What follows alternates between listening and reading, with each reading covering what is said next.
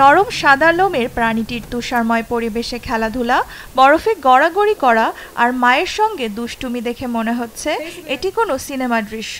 কিন্তু পর্দার আড়ালে প্রায়ই এই দৃশ্যের দেখা মেলে কানাডার হাডসন বে এর মেরু অঞ্চলে।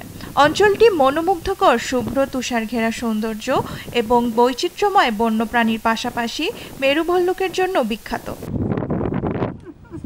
বৃহস্পতিবার পরিবেশ সম্পর্কিত একটি সাময়িক পত্রিকায় বলা হয়েছে, কানাডার হাডসন বে অঞ্চলের মেরু ভল্লুক আগামী কয়েক দশকে আরও অনাহার এবং বিলুপ্তির ঝুঁকিতে পড়তে পারে। গ্রীষ্মে অঞ্চলটির বরফ সম্পূর্ণভাবে গলে যাওয়ায় তীরে আসতে বাধ্য হয় ভল্লুক। এই সময় তারা খাবার পায় না, কারণ তাদের প্রধান খাদ্য শিল মাছ শিকারের জন্য সমুদ্রের বরফের প্রয়োজন হয়। সমুদ্রের বরফ ভাল্লুকদের শিল শিকার করার প্রাথমিক প্ল্যাটফর্ম, যা তাদের প্রাথমিক খাদ্য উৎস।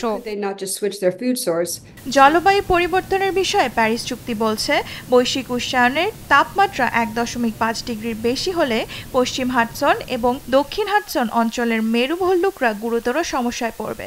জানা গেছে 2030 সালের মধ্যে বিশ্ব 1.5 ডিগ্রি সেলসিয়াস তাপমাত্রা অতিক্রম করার পথে রয়েছে, আর 1.6 ডিগ্রির উষ্ণতায় ভল্লুকের বেঁচে থাকার সম্ভাবনা নেই বললেই চলে। বরফটি আগের তুলনায় অনেকটাই ভেঙে যাচ্ছে এবং আবার তৈরিও হতে অনেক সময় লাগছে, তাই ভাল্লুকদের বেঁচে থাকা ইতিমধ্যেই অনিশ্চিত। এমনকি গেল কয়েক বছরে প্রায় অর্ধেক কমে গেছে।